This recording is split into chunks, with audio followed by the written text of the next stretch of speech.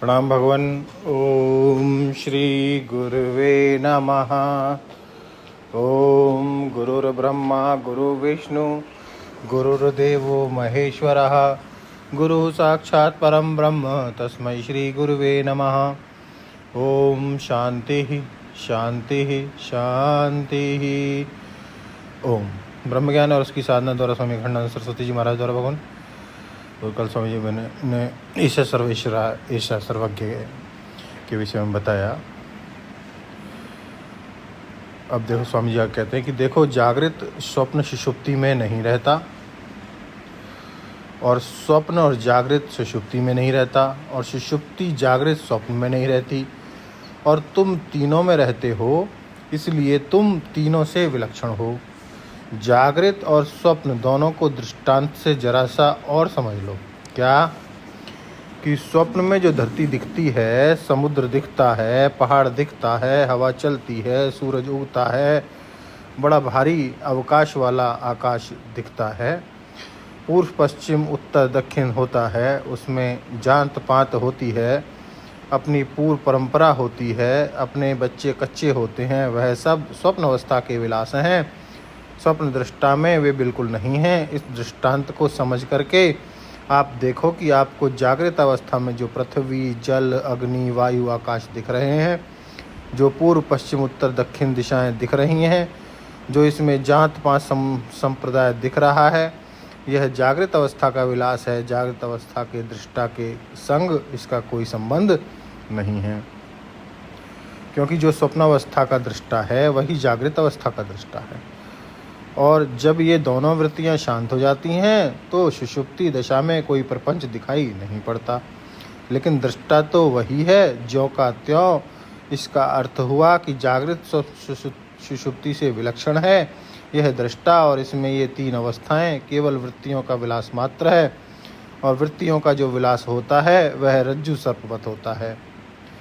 जो वस्तु केवल वृत्ति में ही होती है, वृत्ति से बाहर नहीं होती, वह रज्जु सर्पवत मिथ्या होती है। तो तुम्हारे दृष्टा स्वरूप में दृष्टि मात्र है ये सत्व रज तम भू भुवा स्वः, ये आकार उकार मकार, ये ब्रह्मा विष्णु महेश और ये कोटि कोटि ब्रह्मांड केवल दृष्टि मात्र हैं। और दृष्टि मात्र जो वस्तु होती है वह मिथ्या वस्तु होती है, वह अपने अधिष्ठान से भिन्न नहीं होती, इसलिए ध्यानेन।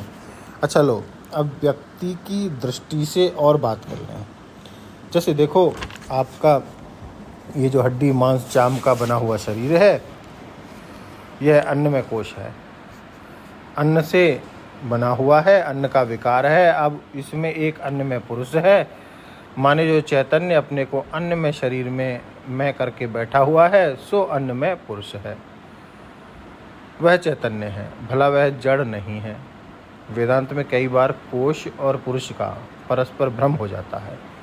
आप तैत्तरीय उपनिषद जरा ध्यान से कभी पढ़ो, बड़ा विलक्षण है। ब्रह्म पुच्छम प्रतिष्ठा, तो यह जो अन्नमय कोश है इसमें अन्नमय चैतन्य है, प्राणमय कोश में प्राणमय चैतन्य है, मनमय कोश में मनोमय चैतन्य है, और विज्ञानमय कोश में विज्ञानमय चैतन्य है, और आनंदमय कोश में आनंदमय चैतन्य है। और कोश उपाधि को छोड़ देने पर चैतन्य बिल्कुल एक है। कोशोपाधि विपक्षायाम याति ब्रह्मैव जीवताम। अब अन्नमय कोश कैसा? जैसे हाथ उठाया, यह उठने वाला जो हाथ है यह अन्नमय कोश है। अच्छा, इसको उठाने में ताकत लगती है कि नहीं? तो शक्ति हुई ना, इसको प्राणमय कोश बोलते हैं। लेकिन यह अन्नमय कोश चैतन्य के होने से, और यह उठने वाली शक्ति जो शक्ति है वह भी है चैतन्य के होने से। मनोमय कोश क्या है कि देखो हाथ उठा और ताकत ने उठाया, पर संकल्प भी तो होता है उठाने का, वह संकल्प मनोमय कोश का है, उसमें भी चैतन्य है। यदि चैतन्य ना होवे तो संकल्प कोई काम नहीं कर सकता, चैतन्य ना हो तो प्राण कोई काम नहीं कर सकता, चैतन्य ना हो तो अन्नमय कोश कोई काम नहीं कर सकता। अच्छा, अब हाथ उठाने में जो कर्तापन है उसको विज्ञान में कोश कहते हैं। मैंने संकल्प किया, मैंने ताकत लगाई और मैंने हाथ को उठाया, इसमें जो मैं है वह विज्ञान में कोश तादात्म्यपन होने चैतन्य ही है।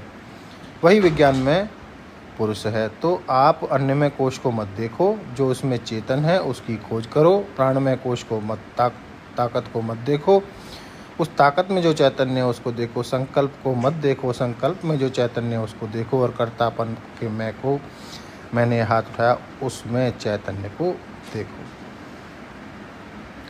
और उठाने में 4 अवस्था देखो ध्यान में आई।